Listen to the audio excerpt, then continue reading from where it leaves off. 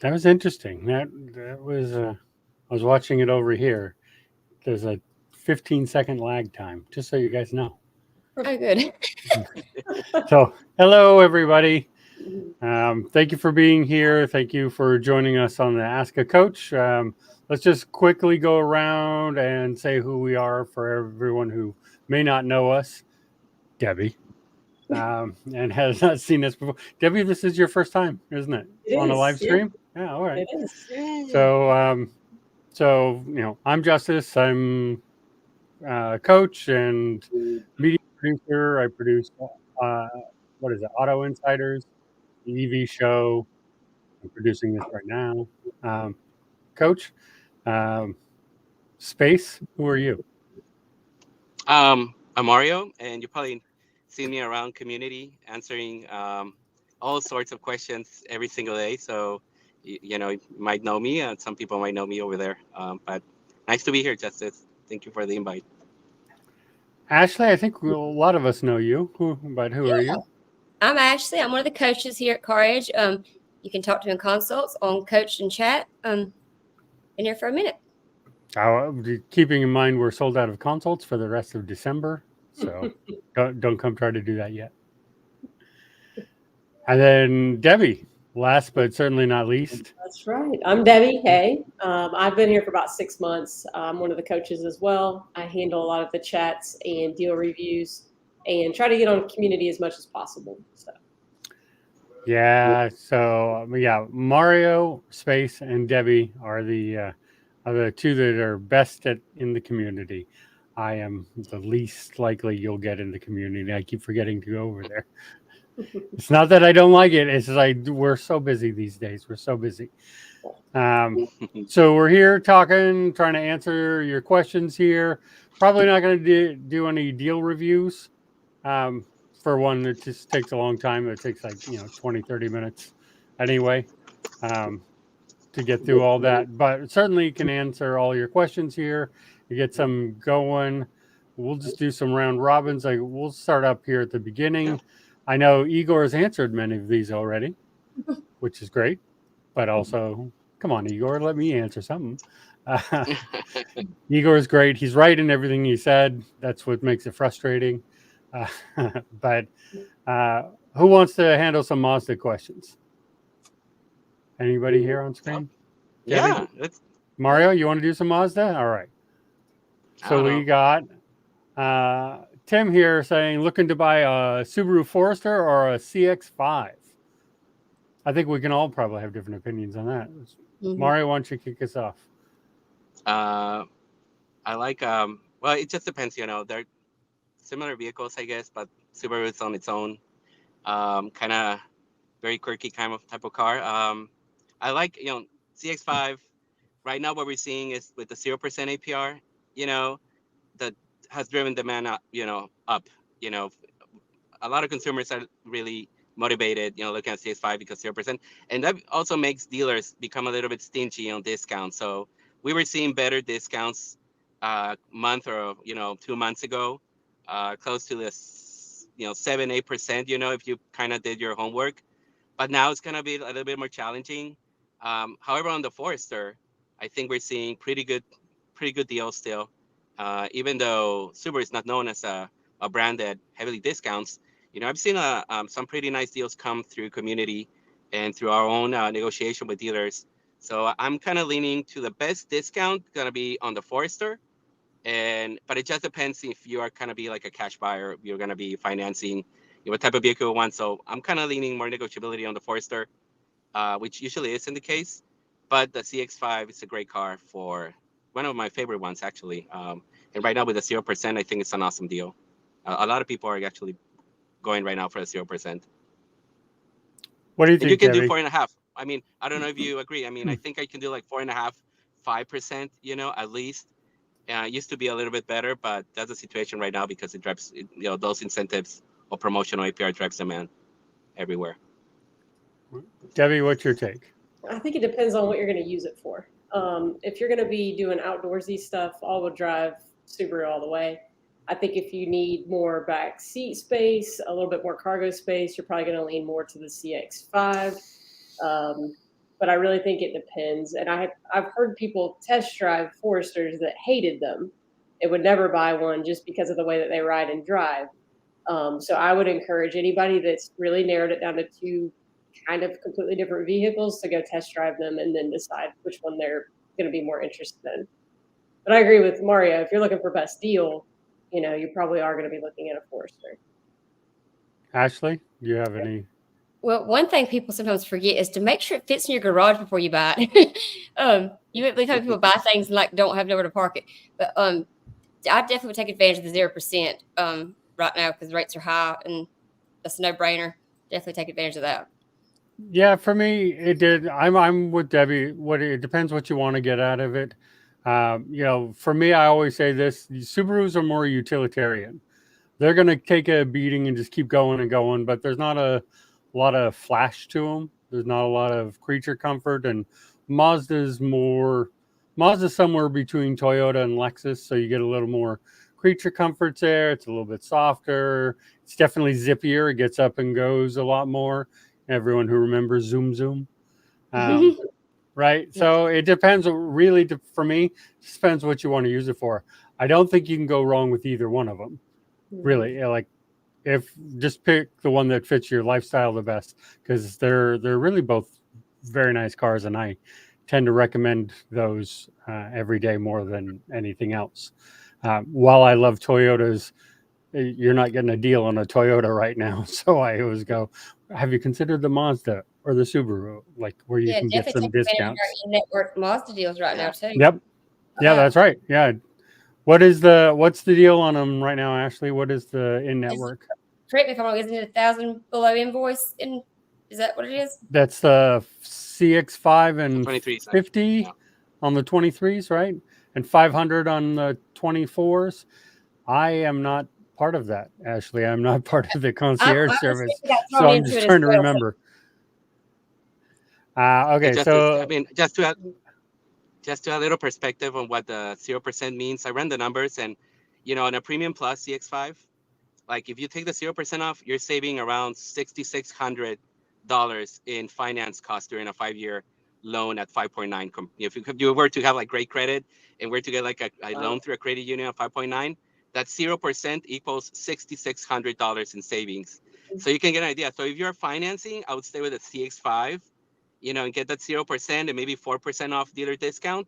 If you have cash, maybe you might open the door to the Forester, and that's from a very deal point of view, because obviously, preferences. Yeah. Everyone has their different takes on cars, but I think that might be the answer. Like if you have to finance, can't beat $6,600 in savings. I think that's a lot of money if you look at it that way. All right. Yep, I agree. And all right, next question here. Actually, let's have you lead off on this one. I'm looking to buy a new vehicle, want a negotiating power. Feel like we may have covered this, though. We'll see. With 2 kids under 2, I have little time for extensive local research. What resources do you suggest for those on a tight schedule and it sounds like a good, strong budget? You want me to lead off? Yeah, go ahead and leave it. Yeah. Well, first thing, take advantage of our coaches.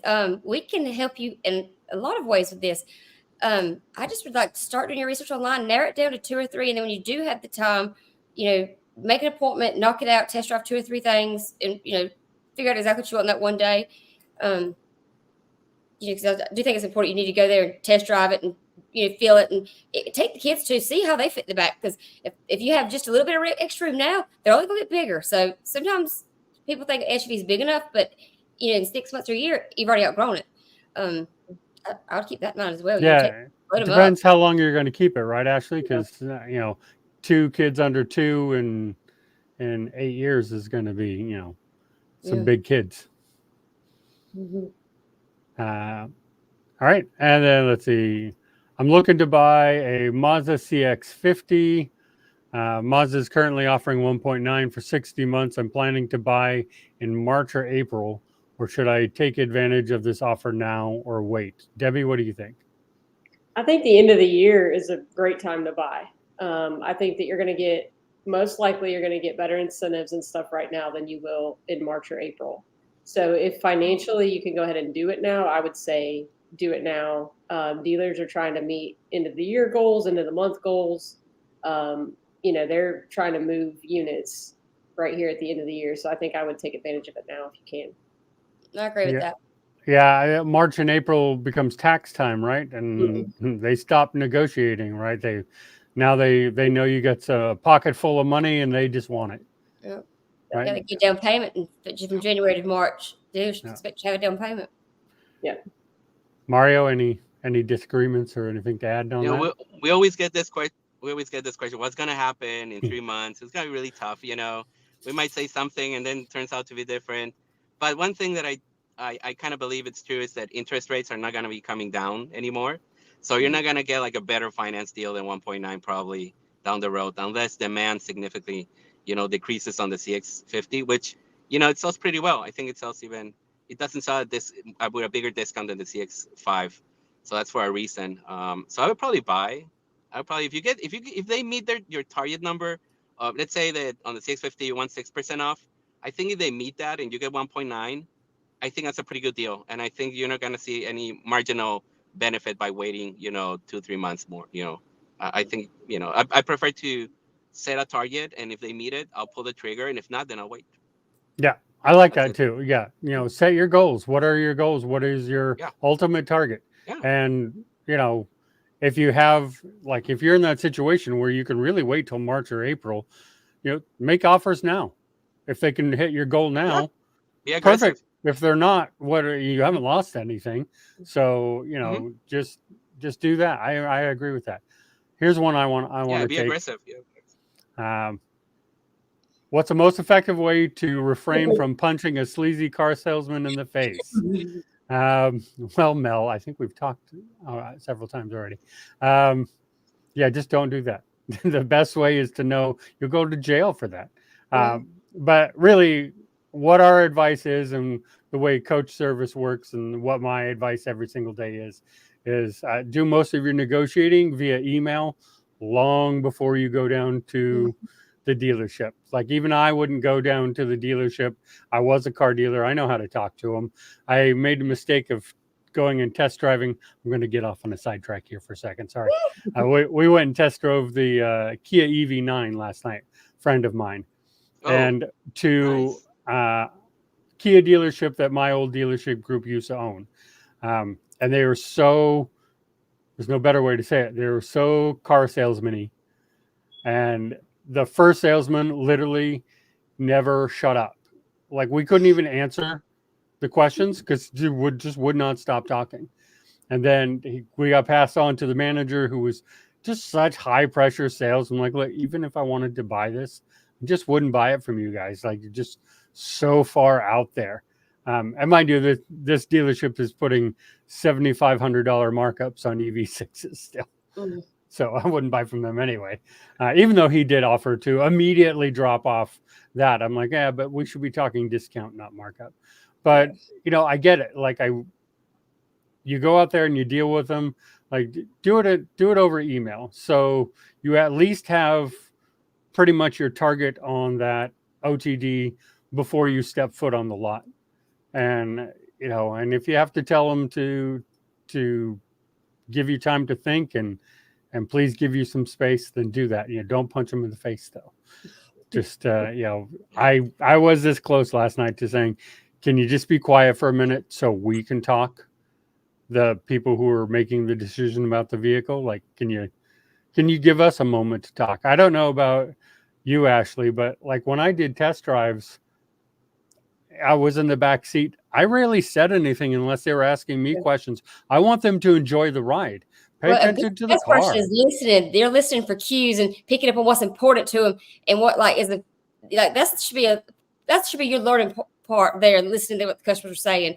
Kind of feeling their body language. Do they like it? Do they don't like it? Like, is there a problem with pay? It's a lot of learning if the salesperson just shut up, listen.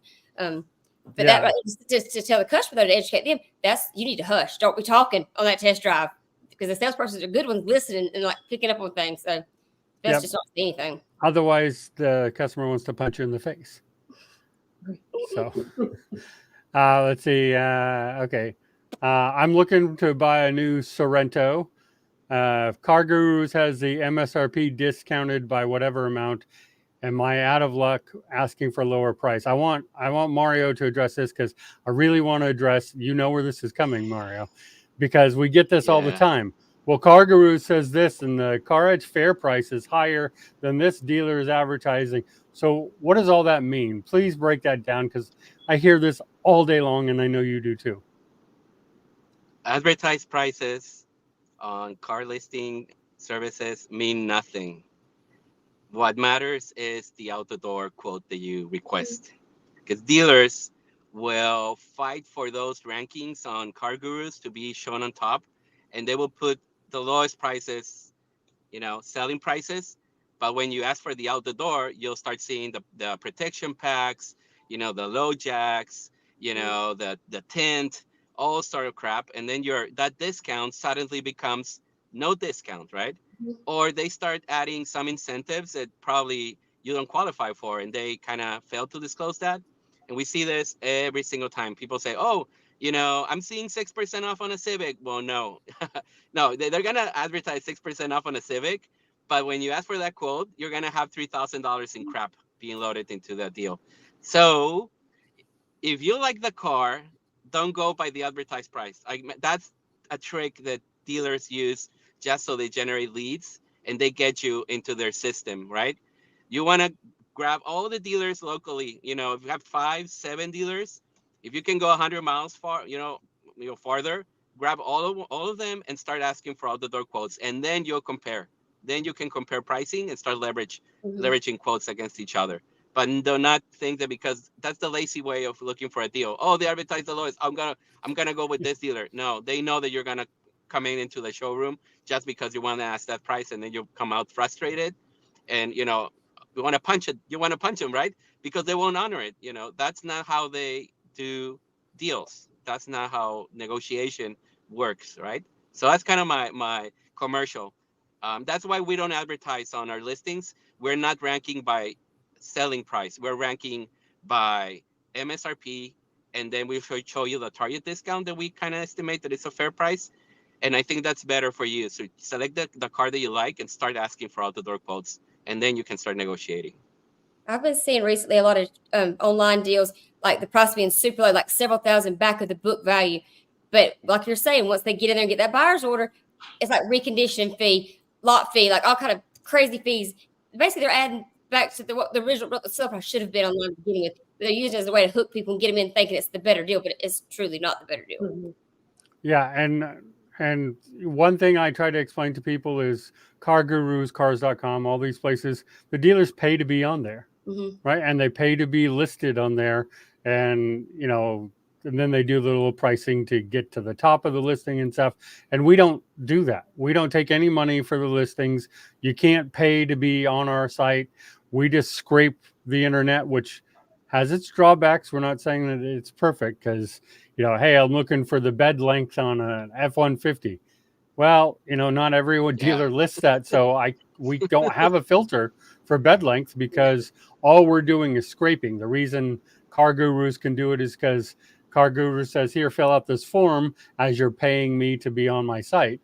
And then, they can get into some of those nuances. So, it's a back and forth on it. And sometimes it's a little frustrating. But we can't have all the information we want because all we're doing is scraping the dealers' websites to get everything and not trying to play those sort of games with it. Our fair price, Mario here has, I guess he's over here, has a big hand in helping out and determining those and making sure we're on point. It is an algorithm, don't forget. So if prices drop 3% in a week, it's gonna be hard for an algorithm to keep up with that. So, but it's still a good place to go. So I just wanted to address that because we get a lot of that, and I say the same thing. If you're looking at Car Gurus list this less than you do, show me the out the door. Show me the out the door price, please. That's where we're going. What is the best Mazda to buy now? A lot of Mazda questions. That depends what you like, right? Yeah. Because I got into an MX-50 last night too, and it was better than I thought it was going to be, but for me, it was very buttony. There was a lot of buttons and switches, and it was just. I know people don't like my Tesla. They're like, "Oh, it's too minimal," but I feel like I'm riding around in Picard's Enterprise, and I got into that, and I felt like I was in Kirk's Enterprise. Like, right? It was nice, but man, there was a lot of buttons in that thing. So I mean, geez, the best Mazdas to buy. It depends. If you're looking for deal, what the 5 or the 30, probably the two best deals. Yeah. I'm gonna say the Mazda 3 hatchback. I've seen doesn't see a lot of love. I always forget about the Mazda 3. Oh, you're right. Yeah, the hatchback one, not the sedan, the hatchback. It just doesn't get a lot of love out there, and I think that if you know the market and you start making, you think you can get a pretty good discount on that model if you like it. I don't know. Yeah, I like it. That's a big one. So it depends what fits you. Do you want like a Mazda 3 is small, whereas you at the CX-90's big. So they're different classes. What should I buy? Because everybody's got their own personal preference. Like I like small sports cars. They're like big old SUVs too. So it's like I don't really see what you should buy. Like that's probably the hardest part of our job is when people ask you what should I buy, because everybody's needs are so different. Yeah, it depends what you're. Ashley, don't you drive both a little sports car and a big SUV? I do. I love my car. Yeah. Yeah. Okay, so I just want to address this real fast. Khalid, email in help@caredge.com if you're having problems with your renewal. If you're still in the market for a Jeep Gladiator, you should be able to get quite a big discount on a Gladiator right now. Don't lease it. Lease terms suck. But if you're looking to finance, you can get a good discount. What's the discount still on a Gladiator, Mario? No, you kind of caught me out surprised. I mean, I think that has like the national, right? The national MSRP discount, I think. Yeah. That's what, 10%, or is it 15 on the Gladiator? I know that 10 on one and 15 on another. I don't remember. Yeah. Give me a second. Look at Debbie. Everyone. Give us a little. This is what happens when you get coaches. Look at all the coaches looking up the numbers right now on the screen. Everyone's like, "Oh, let me look it up." But that's what you get when you talk to coaches. So that's a complex. I mean, with Gladiators, you have to really get into understanding the incentives, how they stack in your area. So it's not about like getting a great deal. I mean, you gotta do your homework, because regional with Jeep, it's very regional. So if you're in the East, it's very different than on the West Coast, the incentives.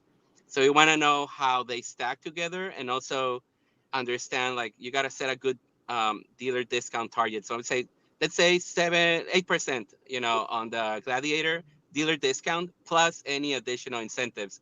So might that be, could that be 16% off MSRP? It just depends on the area, because the incentives are probably going to be so big that it makes up probably 70% of the whole discount. So so it's kind of tough to answer that one, but I think the Gladiator has always been highly, highly, highly discounted. Watch out, better get gap on that.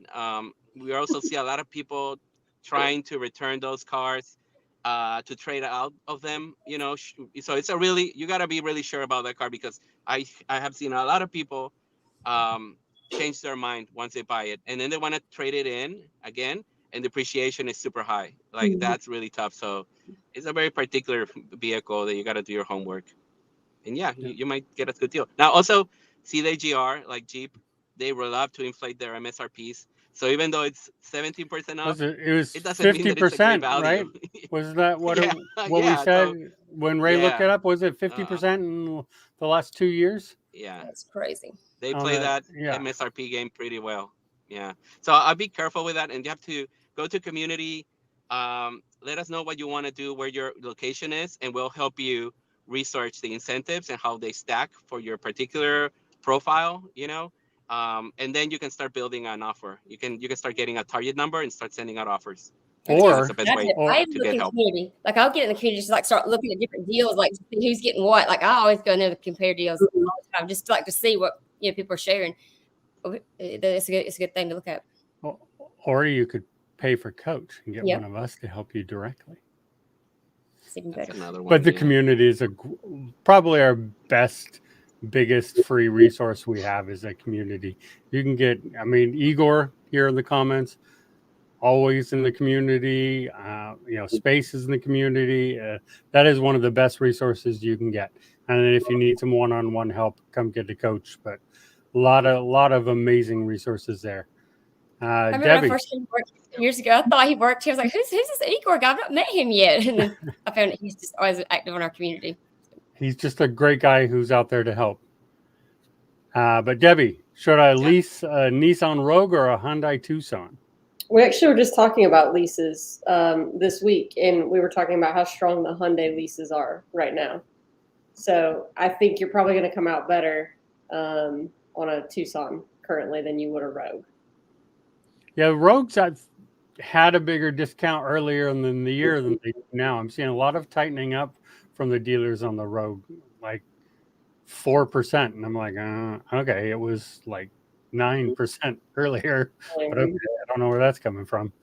I don't know what the lease rates are on them. I have to look those up.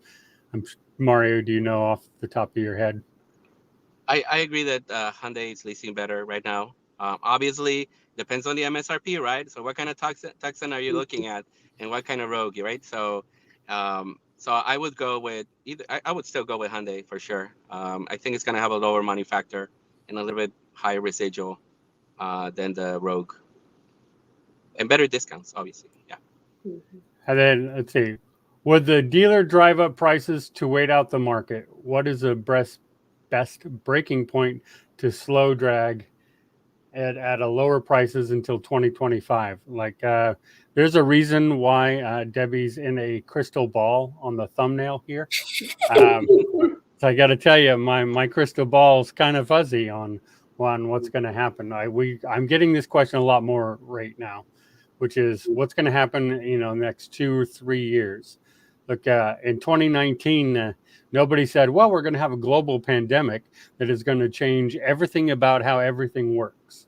Yeah. So, I can say, I'll answer this first, and I want everyone to answer in on this. But what I say is this: we're overdue for a recession that I think is coming. I have disagreed in the last 2 years that everyone said we're in a recession and nobody's just admitting it. I've said I don't think we are, but I think now I'm starting to see signs that we're sort of heading in that direction. We're definitely overdue. Now it depends how bad that recession is, but all I can do is go from what's happening today. The market is softening pretty hard right now. I don't see how that stiffens up come January, February, or March to any real degree, or at least I don't think it goes back up. And maybe it slows down to normal, but I don't think it goes back up. I don't see the Fed lowering rates before September, but I also don't think they're going to be raising rates again for a while. So I think we'll be at a status quo for the next year or so, is my guess, unless we hit that recession, and it depends on how bad that recession is. If it's 2008 style, then you'll be very happy to wait. If we come in for a quote unquote soft landing, I don't know, end of the year is still going to be the best time to buy. It always is. Even during the pandemic, it was. So, doing crystal ball projections, it could go either way. We can each give you a different point of view. One of us might be even right. So who knows? Maybe. So let's go around the screen. What do you think, Mario? I don't do predictions, but if I'm forced to say something, I think the change is gonna be really slow.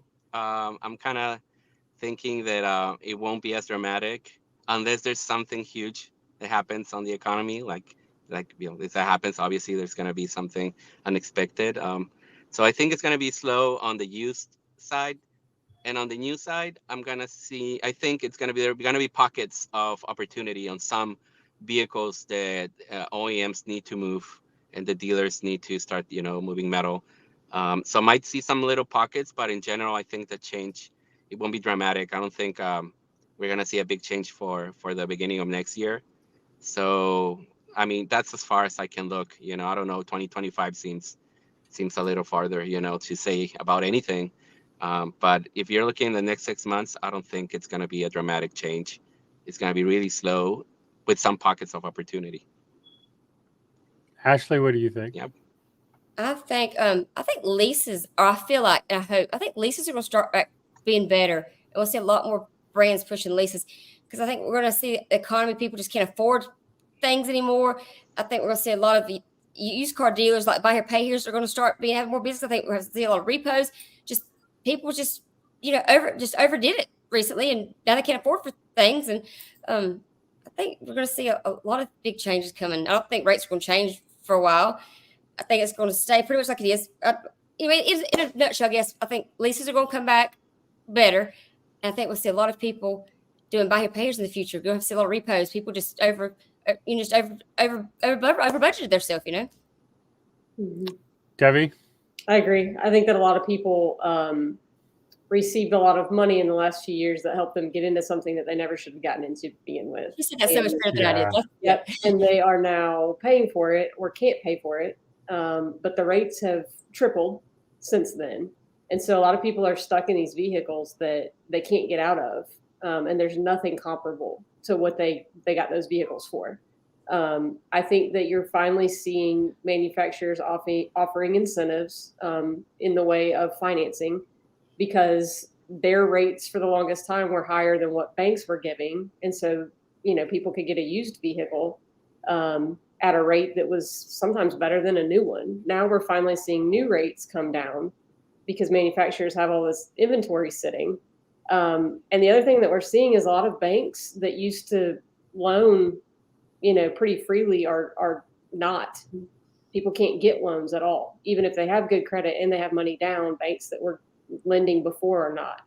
There's a lot of conservation going on right now. No more 150% loan to values, right? That's right. For sure. Exactly. This reminds me of the beginning of 2008 when all the banks tightened up and they wouldn't loan no money, like unless you were like perfect credit equity.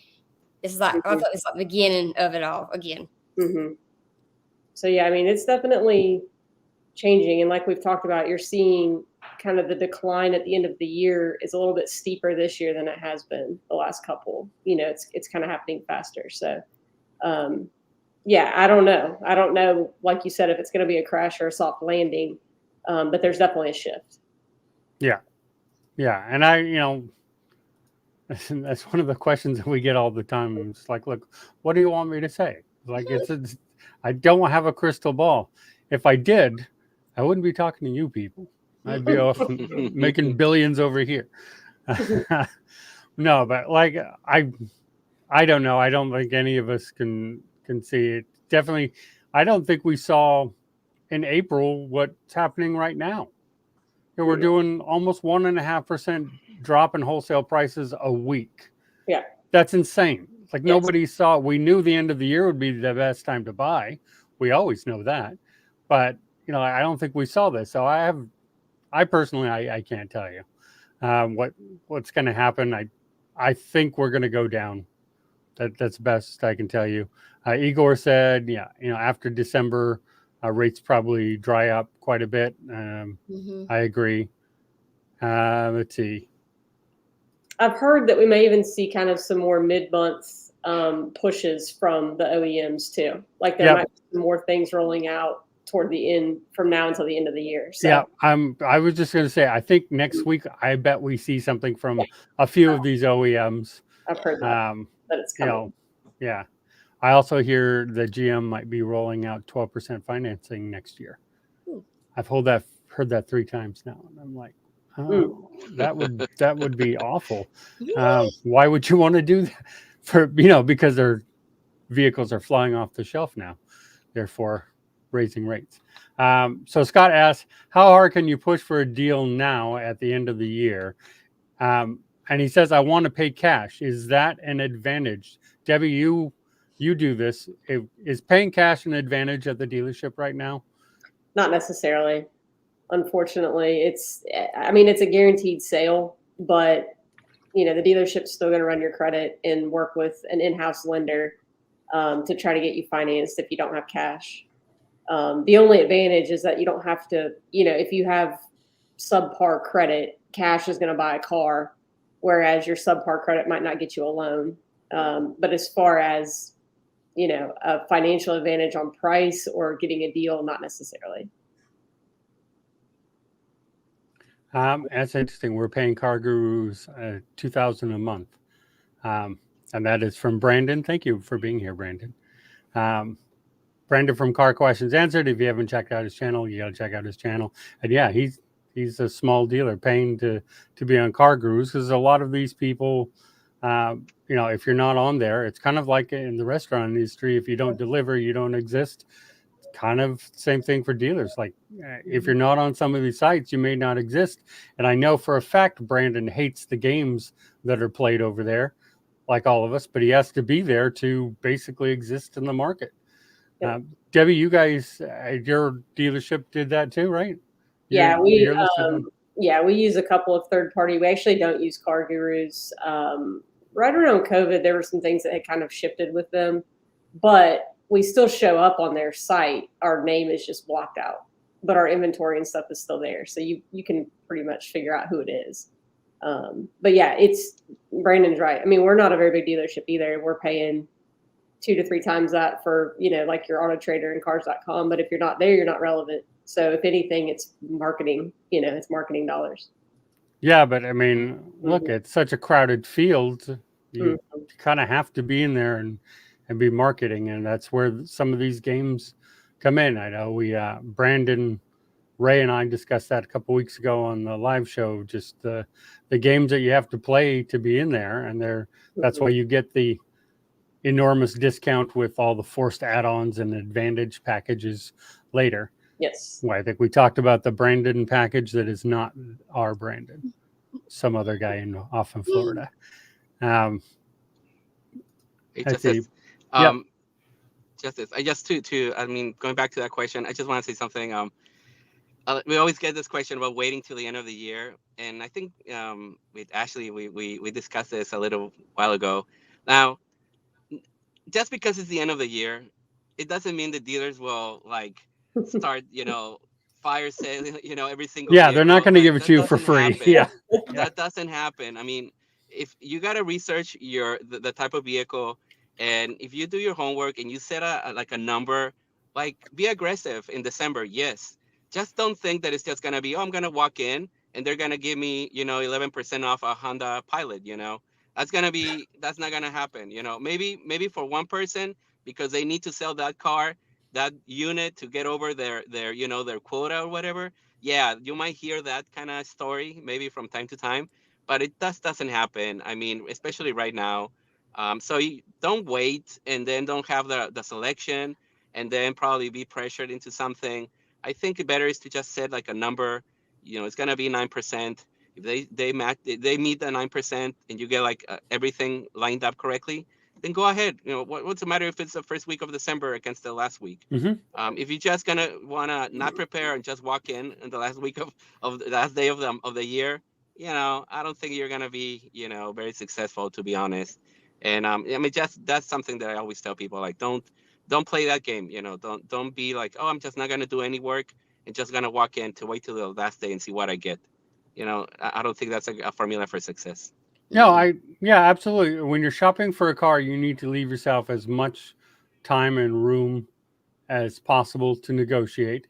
I tell people, and I've told people since November, look, when we're talking end of year, I'm talking maybe 1% more max on your vehicle. So if you're I also say go in with a range. Don't go, I'm gonna get 9% off. Maybe try, I want 7 to 9% off. So, maybe you're starting with your counter offer at 9%. But if you're hitting 7.5%, just take the deal. It's a good deal. Yeah. And there's been so many times, I don't know about you, Ashley and Debbie, when I'm talking to people all the last 2 weeks, so many times I'm like, yeah, you might get 300 more on the last week of the year, but that car may not be there. take this deal. It's a And good salespeople deal. will be so busy too the last couple of days. Yeah. You won't get the customer service like you really won't if you wait No. the last few days. If you need a lot of attention, you need to go ahead and do it sooner than later. Mhm. Yeah, agreed. And it's a good point to bring up, Mario. Like the last week of the year is always the best time, but that it's not a magical time. Mm-mm. Like, I think I'm a pretty aggressive coach, and like even I'm like, you're fine. You're close enough. If you're within $500, why are you going to wait? And that vehicle, I know we've talked about it before. That very last week, you may be subject to just what's left on the lot. Mm-hmm. Mhm. Everyone's picked off all the good meat, and you're left with the bones sitting there, and you're like, Yeah, okay, well, congratulations, you got a great deal on what nobody else wanted. Yep. Mhm. Like, so Yeah. while it is the best week, it's not a magical week. Mm-mm. So that's No. what. And then we had. I just joined. There are no deals on Toyota Grand Highlander or Lexus TX.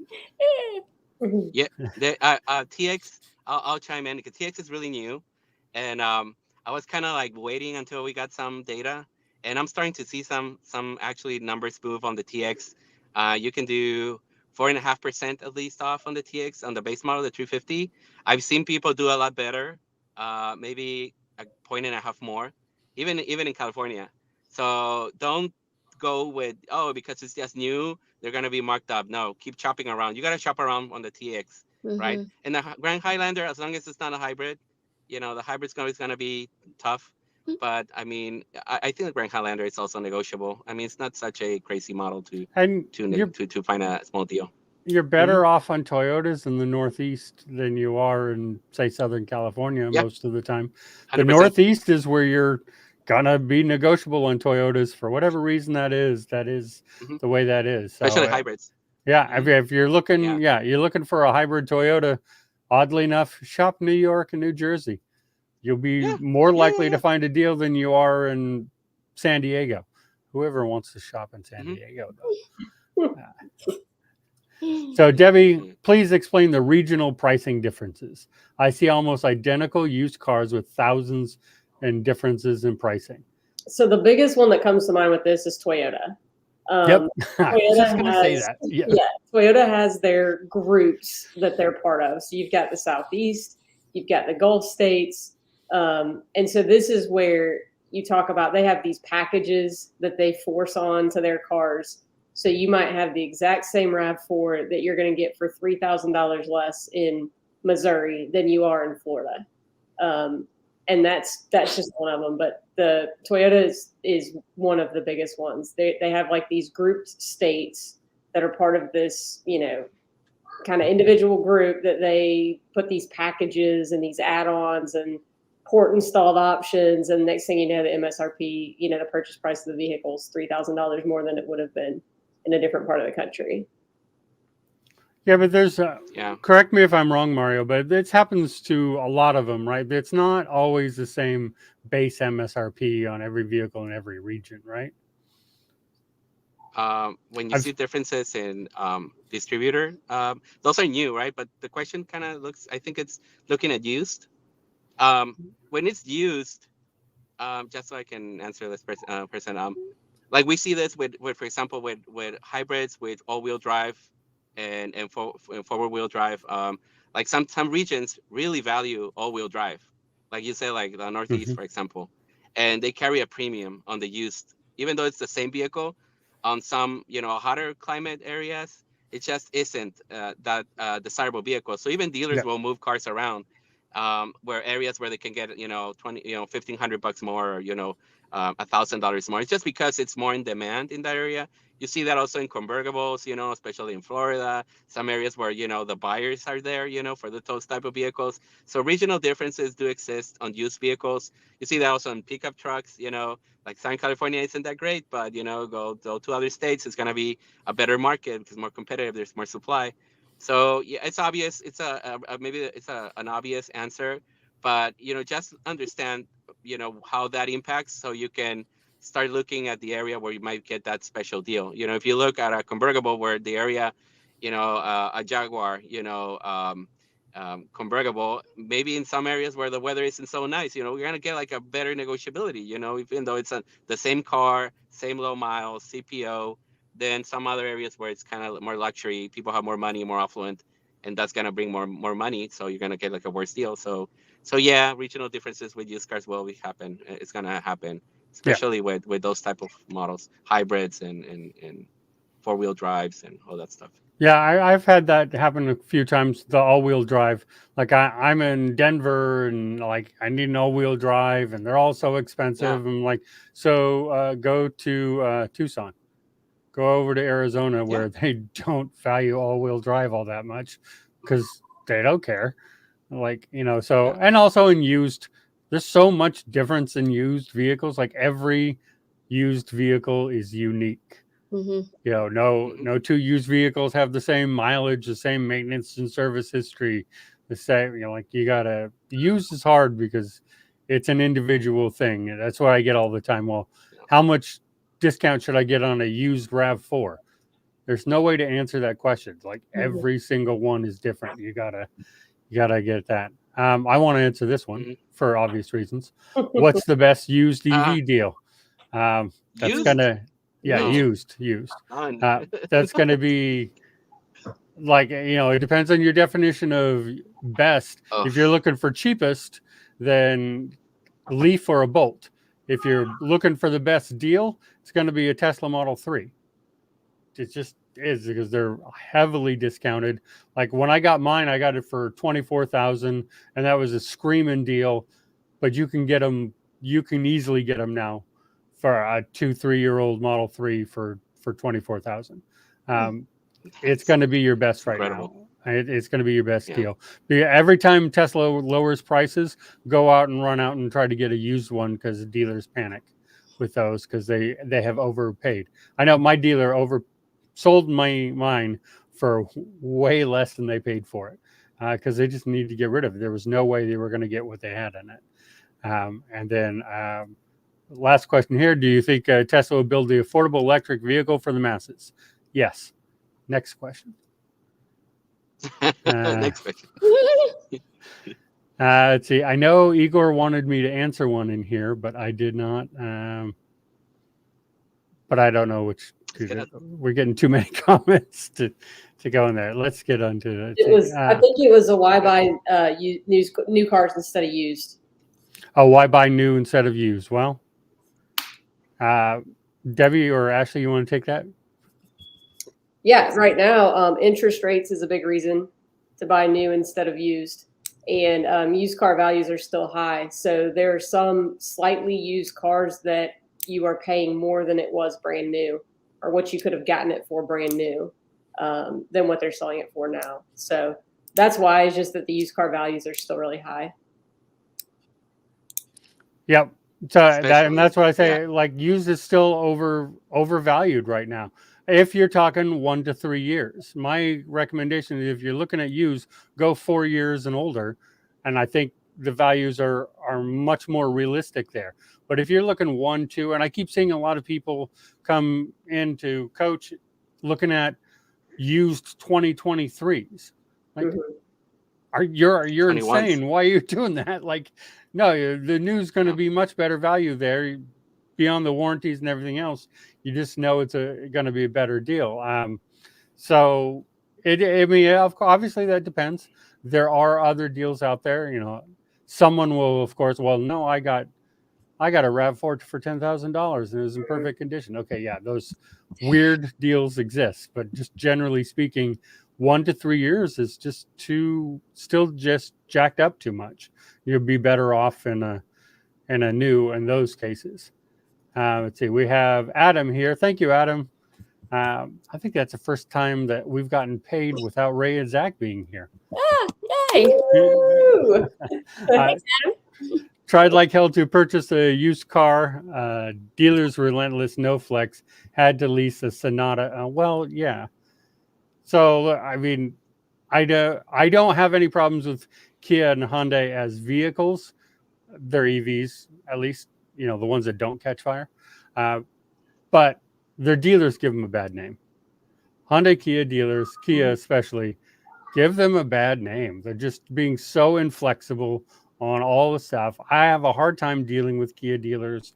Um, I've gone down and talked to them myself just to try to see, gauge how things are, and yeah, they're hard to deal with. So Hyundai Sonata Limited.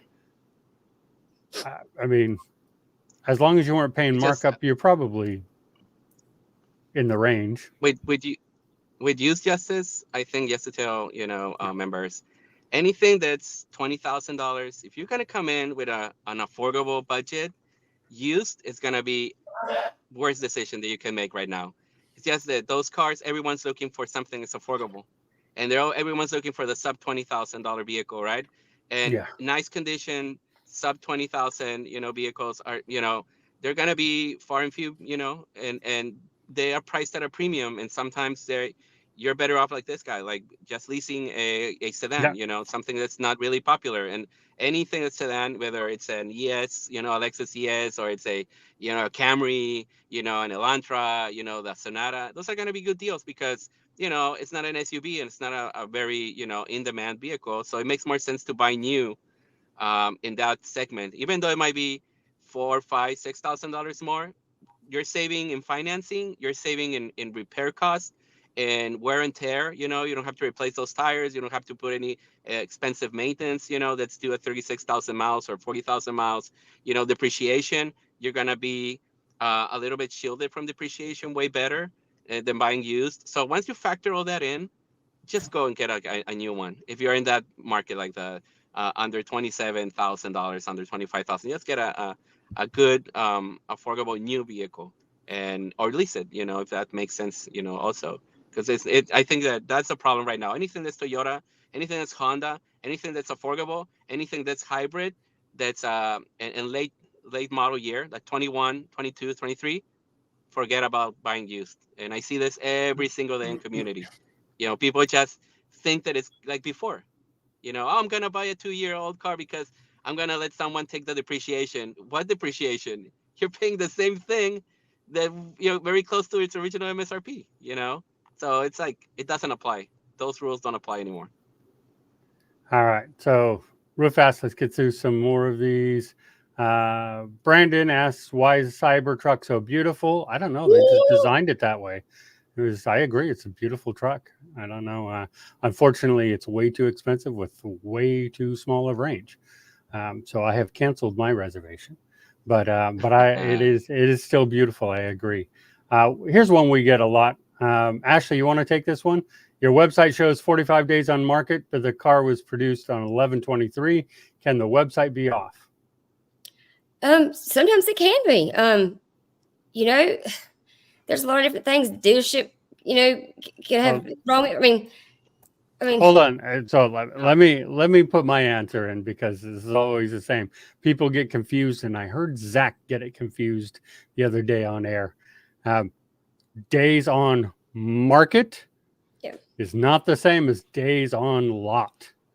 Like we can only pick up the vehicle because, as we explained earlier, right? We don't have dealers pay to be on our site. All we do is scrape them. So all we can do is pick up the day it was first listed on the dealer's website.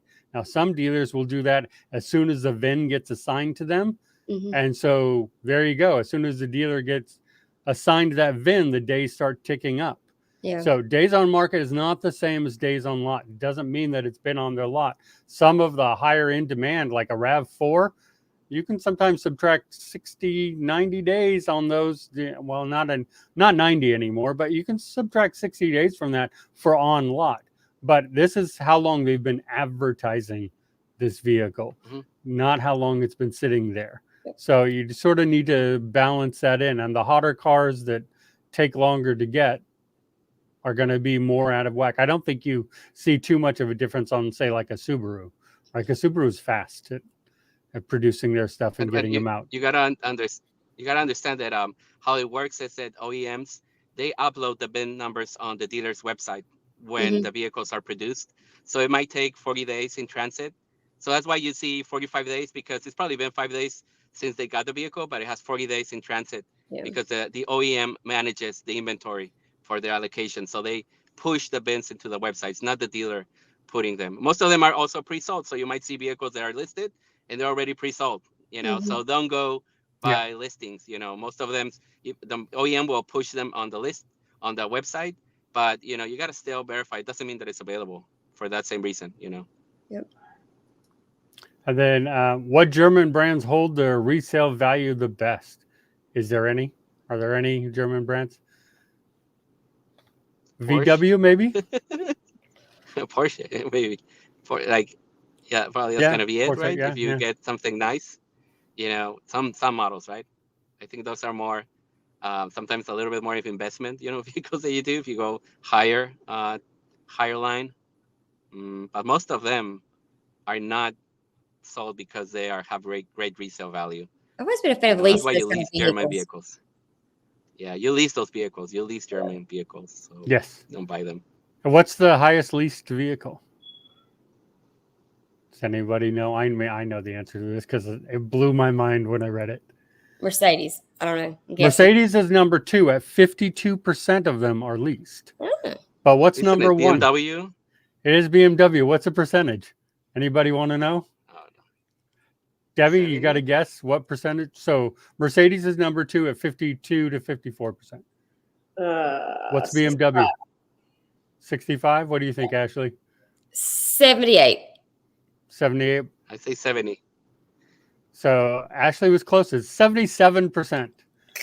77%. Like, does that not just scream out to you some really important information about BMWs? And I don't have anything against them. I've ridden in some very nice BMWs, but They must be doing a good job of getting their customers and at least getting them back into the same dealership. yeah. Oh yeah, I'm sure. Probably, I bet I didn't look at the statistic, but I bet most people that lease BMWs release another BMW and just keep kind of going on that. I don't think they're giving them up. Let's see. We had. Sorry. How would you deal with a new manufacturer like? Anybody want to take those 2 words there for you, me? Ineos? Grenadier?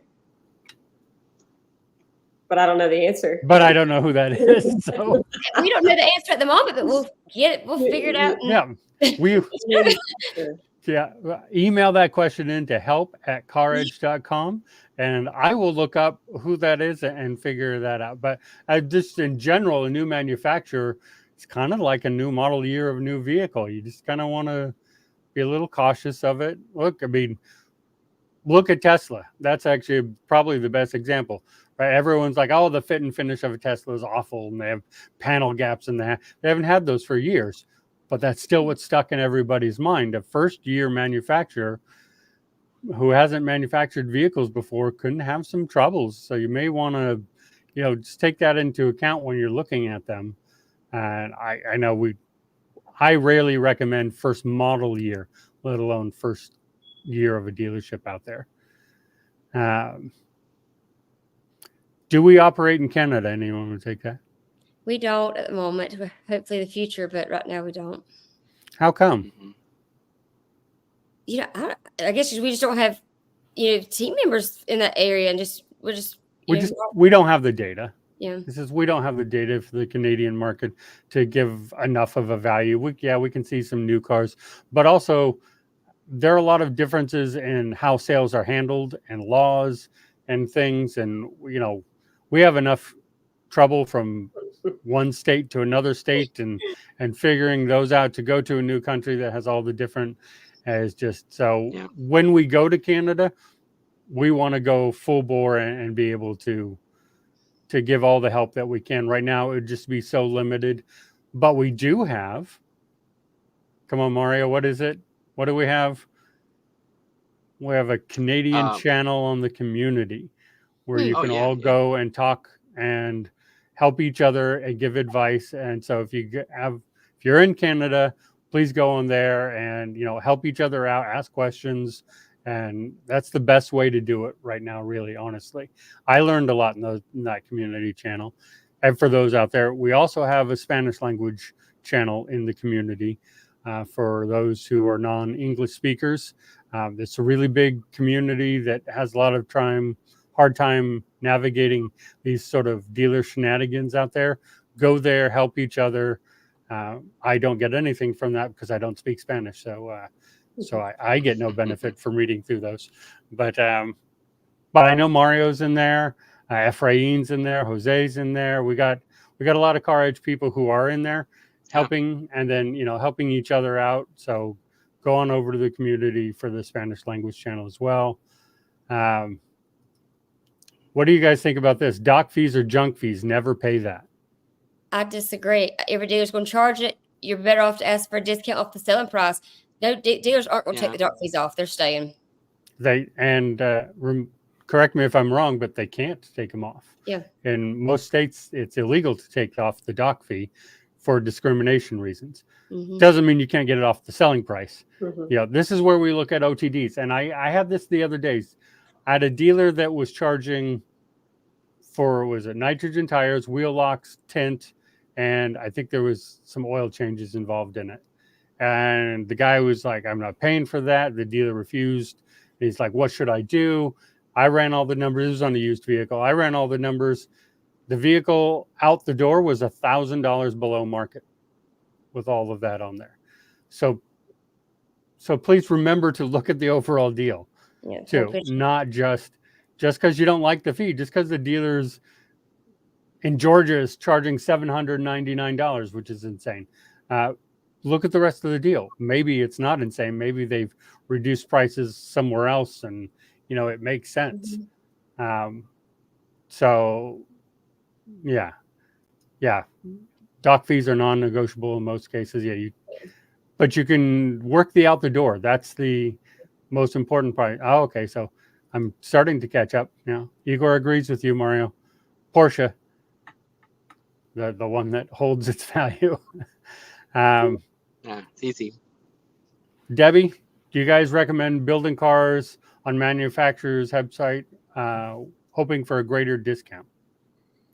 You may not get a greater discount per se, but some manufacturers do offer an additional, consumer cash or retail bonus for ordering through them in advance. And then the other thing with that is you get exactly what options you want without having to pay for all these extra packages that you wouldn't have wanted on the car anyway, that you're then trying to negotiate off. So there is benefit in getting exactly what you want. And that's kind of where your savings might come in, as opposed to getting something on the lot that you don't want. That's, some of these like panoramic roofs can cost an extra $1,000, that you didn't want to begin with. And that's not where you want to spend your money. So there definitely is advantage in a custom order. And some manufacturers do offer incentives for ordering through them. Yeah. Ford is one. Mm-hmm. Ford's one. And sometimes it's just, if you're going to order a vehicle, I always recommend building it on the OEM website to know that the dealer's not marking up anything, So it's a good idea to just go in there and know at least what you're looking at. And sometimes, go in knowing your budget. I'd say, that's kind of one of the things I know, Ashley, we've talked about this several times. It blows my mind how many people that we deal with every day that doesn't have any idea how much money equals what range of a payment. Like every day I have to educate people, like, this is going to be on this range. People just don't know the math, it seems like. And with the interest rates being as high as they are, money's not going as far. Your $500 payment that you used to be able to get is now on a much lower priced vehicle. I think some people's expectations haven't adjusted to the way the market actually is. Yes. I mean, how many times have we heard, I want to lease nothing down $250 a month? Like, oh, okay. So you're going to need a DeLorean with a flux capacitor installed. And then you're going to have to go back to 1995. And then, because you're just not going to get that right now. That's just not what's the market is. I wish it was. How's the concierge service going, Ashley? We're busy little bees. I think we're max capacity through December, I believe. Yep. Well, last I heard was 4 to 6 week wait on concierge right now. We're so incredibly backed up. And I mean, believe me, Ashley's been pulled off to go over there. She's helping out because we're so backed up. So we're shorter on coaches because Ashley wants to help and we want to get all these deals out. It's an amazing program for those who want to use it. Just don't try to come in and think you're going to get a full concierge before Christmas. Like it just we're not able to do that. It is a very popular program. We have amazing people like Ashley out there calling dealers, negotiating on your behalf, and doing all of that to get the best deal that they can and help you out on the vehicle. So it's going well. Just super busy as one would expect. I don't think I've talked on the phone more than I have this last week than I did when I was in the car business full time. I'm literally all day long back and forth. And then we have Mario. You want to take this one? What will happen to all those 2023 vehicles from the big three when 2024s roll around? Which, correct me if I'm wrong, I think all the 2024s are already out and on lots by now, except for one, right? Isn't there a Toyota that's not out yet? I think that's the only one. No new updates from Dodge and the lineup on others other than the Hornet. So what happens to 2023s? I don't have a lot of confidence in CDGR dealerships, you know, with those 23s because I don't know, they think they're special. Like maybe they're worth more as the older they are. Usually you would expect them to get like more incentives and to get greater discounts. To be honest, I don't see that, you know, with domestics. You know, sometimes you see a little, you know, a few vehicles, you know, some Wranglers and some, you know, Jeep Grand Cherokees that might be, you know, more willing to discount it. But, you know, I think that sometimes the deals are better in the new ones on the 24th, to be honest. Sometimes you see better inventory and more competition on those vehicles, like the Silverado, for example, like 1500. Like you only see like a fifth of 2023s of the volume that we see on 2024s. So it might be easier to get like that discount on the 24s and even get like a better lease program also. So it's not all about like, oh, old cars are going to be the best deal all the time. It just depends on the type of model, you know, and what supplier we're seeing. So I'm kind of like, it just depends. That'll be my answer. Like on some models, it'll be better to just stick with a newer model year because they're definitely more around and they're going to be more competitive and they're going to be better programs on them than the old ones. Now, remember also that incentive programs, they have this incentive program for the year. And sometimes the year just ends and they don't have the money to incentivize those 2023s that are probably just lagging around, you know. Maybe they will not get incentives. They're putting all the money on the 24th, the new program. So it isn't as logical, you know, sometimes. So it's not like 100% that you're going to get a better deal on the 23, maybe, but most of the time I'm kind of thinking that it's better to go with the newest one. Okay, and there's some debates in the comments here I want to address as we talked about it. Some dealerships do not charge a dock fee. There goes your argument. Correct, and I know the argument you're talking to is above Sean, but they do not charge a dock fee. Thus, they cannot charge a dock fee to any of their customers. Yeah. They can't say, I'm not giving you a dock fee, but I'm charging you $499. That's not how that works. They have to, the discrimination thing and the non-adjustable thing is that they have to charge every single one of their customers the same fee. And then we had, name a dealer that does that. All right. We got the Mullinex Group, who does not charge dock fees, and they're in Florida, Washington, and Georgia. We got Earl Stewart, who does not charge a dock fee out of Florida. There's lots of them. There are lots of ones who do.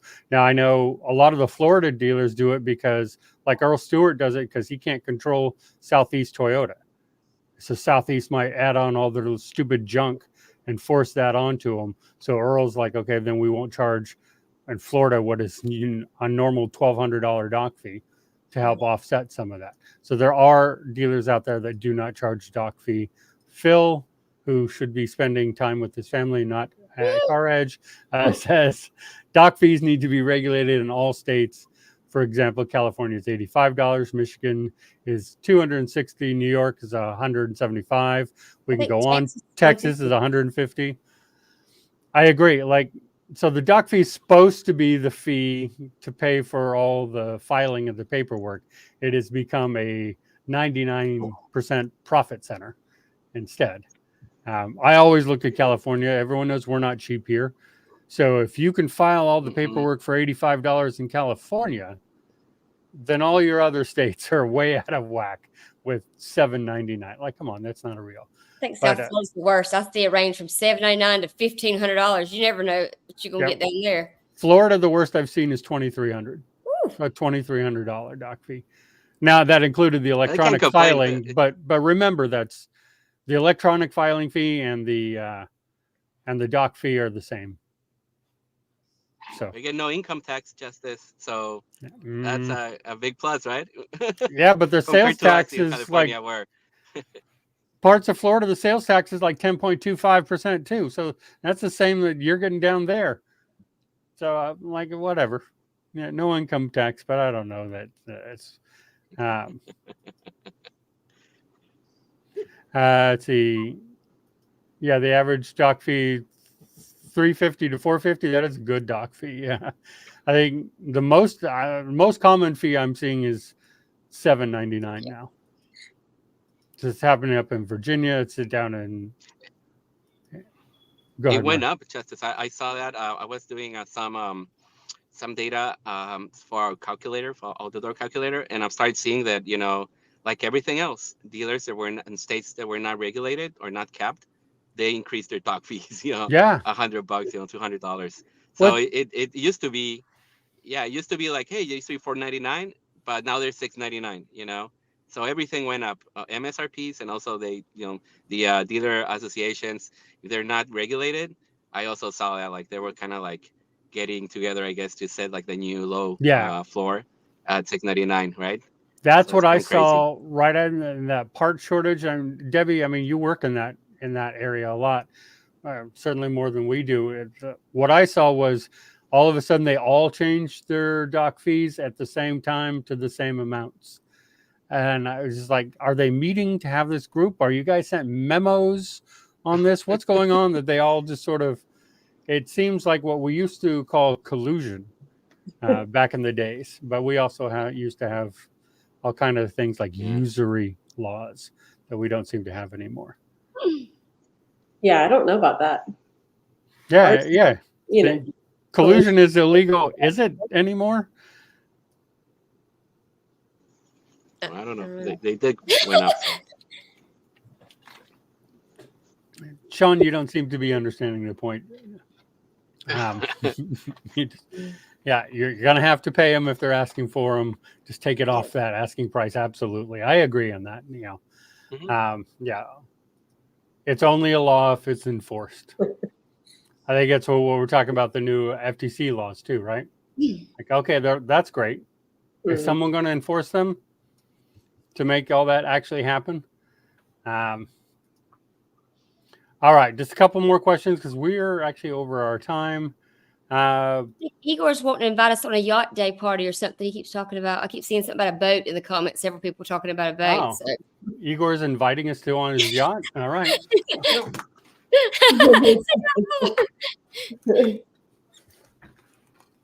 I have a question, Igor. Is the yacht docked in Boston Harbor? Because I will go any day. But let's give an opinion on cash or finance. I really don't want another car loan, senior citizen, and want a forever car that is reliable and safe. What do you guys think? I would pay cash unless it benefited me to finance it with like a finance rebate. And then in that regard, I would take advantage of the rebate and then pay it off a few months afterward. Right. Yeah, my answer is always the same on that. Depends on your ROI on your investment. Your return on your investment needs to be higher than the interest you're paying on a loan. If it's not, then just pay cash. If someone's going to offer you 0%, maybe you take that. That way you can have your money earning some interest and buying power for you. if you're not a big investor, then yeah, I would say pay cash. There's, you don't need gap insurance. You don't have to worry about a lot of that stuff. Like, why not? Correct me if I'm wrong, Mario. Do you see it a different way? No, I agree. I mean, it just depends on the deal. If there's $1,500 APR cash on that Toyota, I'll probably finance $10,000 just to claim the credit and just pay the whole thing on my first bill, and then it's gonna be like $1,500 for almost nothing. You didn't do any much, if any, work, right? If you have the cash. So I guess which one is the forever car? That's it just depends. I mean, how much money do you have your budget? There are a lot of other options. There are a lot of options out there that are really good cars, and I think for a senior person that wants something comfortable, well, you have the money, probably get with an ES. Probably go that way. Something. But I don't know. I mean, it just depends on what you want. But if you have back problems, maybe I want a higher car.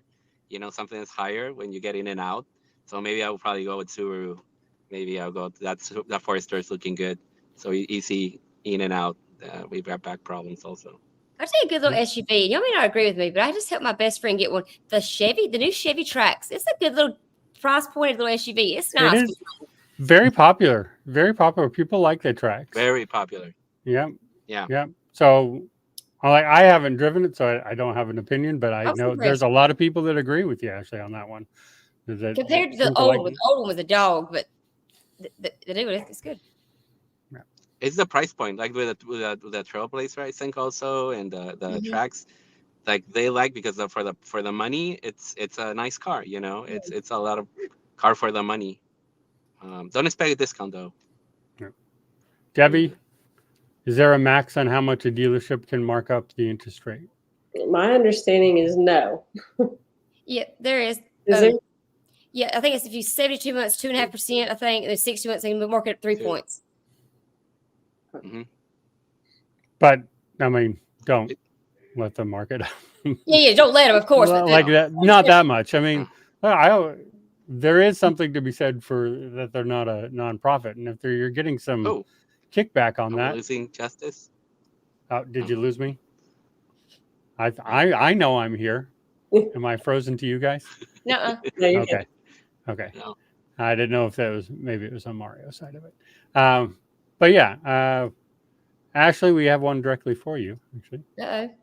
What do you think of the CX-5? I thought I hate when people ask me these kind of questions, because I'm gonna be honest with you. I'm a domestic girl. I mean, they're nice vehicles. Nothing's wrong with Mazda. I just prefer domestic. I'm like, I don't know. I think they're nice vehicles. They're good for the money. They're a great vehicle. And so people get a sense. What do you drive, Ashley? I drive a 2023 Chevrolet Corvette. And Mario, what are you in right now? You're in a Clubman. But I drive a Polestar P2. Debbie? I drive a 2021 F-150. You know what? I don't think I've ever heard that. I did not know that. Mm-hmm. I think everyone knows I drive a Tesla. But I'm a big fan of the Mazda. I'm probably the biggest fan here on the screen, I think, of the Mazdas. I really like them a lot. To me, they're that perfect blend between upscale and some power and affordability. That's the perfect one. Like I like Ashley's Corvette, but no, that's just not going to happen for me. To talk my husband into. He surprised me for my 40th birthday, and I literally about pooped my pants, because when he bought it for me, I couldn't believe he actually did it. I about fell out. I ain't gonna lie. This is my dream car. Like, it was always that one car at the dealership you couldn't drive, because you just didn't drive that car. You sold that car, Yeah.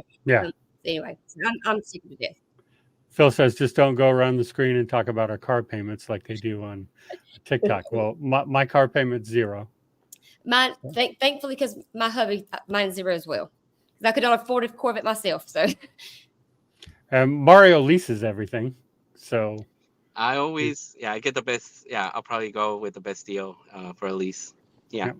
Now, when I bought cars myself, I like to lease. Back when I used to, when I bought my last car, I bought, I leased myself. I was helping my friend yesterday, and we were looking at the Kia EVs. the number one thing I said that I thought was most valuable to them is don't buy an EV, lease an EV. Nope. Lease an EV. The 3 Mhm. years of technology is going to be so different, and the depreciation on them because technology and because Tesla keeps just randomly dropping prices, which since they own 60% of the market affects everybody. Like there's huge Mhm. depreciation in them. Technology changes. So yes, I own my EV, but I would 100% lease most EVs. I've got to correct something real quick. JSFA. No, you heard me wrong. I am not 45 years old. No, you heard that wrong. No, Yeah. no, I'm No. not 45. Yeah, I'm not 45 You either. never asked me how old you are. Unfortunately. No, I'm not going to tell you how old I am, but I'm not No. 45. Yeah, me neither. Me neither. But we're on opposite sides of that. So, starting in 2024, can you take the government rebates on EVs, hybrids off the purchase price instead of waiting for taxes? Yes. Yeah. At participating dealers, right? They don't Mhm. have to sign up for it. So, but I don't know why a dealer would not have signed up for that program. But yeah, it'll become upfront. But again, I highly suggest you lease an EV, in which case it's $7,500. Even if it doesn't qualify for the tax credit, most of the OEMs are giving you that $7,500 in lease rebate off the front, so you wouldn't have to worry about that. But correct, the $7,500 or whatever it is comes on the upfront. The problem is, say you're getting into a Tesla Model Y that only qualifies for half of it. Well, okay, that's a bad one because it's Tesla. But say you're going to a Kia and they only qualify for or a Ford Mustang, that's the one. They only qualify for $3,750. They might give you the full $7,500 off. You're going to owe the other $3,750. So don't forget that. Whereas if you lease, it all comes off up front. So, can I get 9% off a Subaru Forester? I think Maybe that's aggressive, but yeah. that's aggressive. Yeah, I've seen 9%. If you, I mean, it just depends on how much time you want to spend. Doing the shopping around. I mean, it's just for me, it's like proportionally to the time you put in there, you're gonna get a discount. And I think 9% is very aggressive, but it's I've seen it. A wilderness, for example. If anything is wilderness, yes. But if it's a base trim, unlikely. So it just depends. Yeah, again. Yeah, yeah. Or a non-X or something I like think that. it's possible, but it is aggressive. Like you're gonna have to work for that deal. Yeah. And yeah, as I tell It has people to all the be a top time, trim. you're gonna go to 10, 15 dealers sometimes. So don't go to one Yep. dealer and say they're not working with me. Like you're gonna have to go to a lot of dealers, which is again, as we said in the beginning, email. Do this by email, and don't expect to be showing up there. Debbie or Ashley, do you have any thoughts on the Tahoe? I love a Tahoe. I Yeah, like a big SUV. They're not for everybody, but if you need the room and lifestyle needs it, they're a great full size SUV. Yeah, I know people like them. Pricey. You're not going to get a big discount on the Tahoe though, No. or any full size SUV. You're just not. Don't be going in there targeting 6-7% off. You're not going to get those on a full size SUV. Nope. What car is considered too old? I would give up my Tesla for a 1968 Fastback. So none. It depends what the value to you is. Yeah, every car, every situation is different. Yeah. Yeah. I think Phil and I both would give up our vehicles for a 1985 Pontiac with a little red scanner in the front, high-tech interior. Yeah, so it just depends on what it is. All right, guys. Well, we are way over our hour. We're actually at 90 minutes here. So Fast, actually. yeah, it does. I mean, it goes by fast. Yeah. We're just, yeah. Phil knows. We know. Last question: any military veteran discounts out there? I don't know anyone who doesn't have Yeah, a I think military everybody's got discount. I think 500. everyone has one, whether it's stackable or not. Mm. Could be different, but yeah, I don't know any OEM that doesn't have them. So thank you everyone for being here. Debbie, Ashley, Mario, Space. Really appreciate it. Time did definitely fly by here. I hope we were of benefit to everyone. I know we didn't do a, yeah, of course you did, Igor. Of course you did. You can give me a ride in that on our way to your yacht, please. Yeah, I'll be looking for my invitation in the mail sometime soon now. Yeah. Especially if it's to Boston. I'll be out there, no problem. So thank you everyone for being here. It was lots of fun. We'll have to do it again. Maybe we'll do it in end of February, March, when the spring starts stiffening up and deals change dramatically again. We can take a look. Or, if the economy comes crashing down and we need a payday for working on Sunday.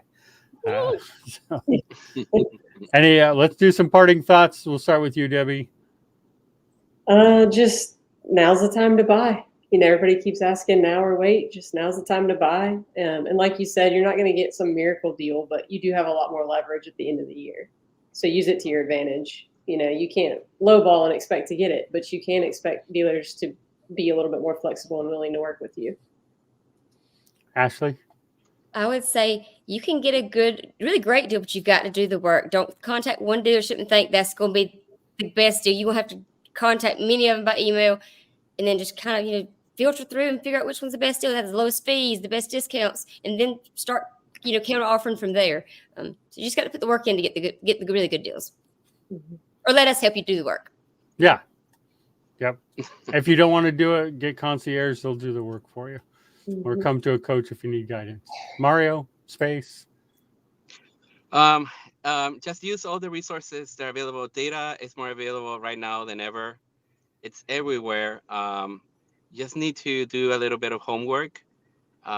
Look at data objectively. Don't become all wishy-washy with, I want this, I want that. If you do your homework, you're going to get a number. Set that target number and start, like Ashley said, start shopping around. Follow the same process from Deal School. Take a look at Deal School. That's a great resource. And when you follow that recipe, we always see people coming out ahead. They just follow the process. But once they start going off that process and they'll just walk into a dealer expecting the best deal and doing everything in reverse, that's when you kind of get frustrated and start losing time. So for me, is first do your homework. Community is a great resource. There are other good resources online.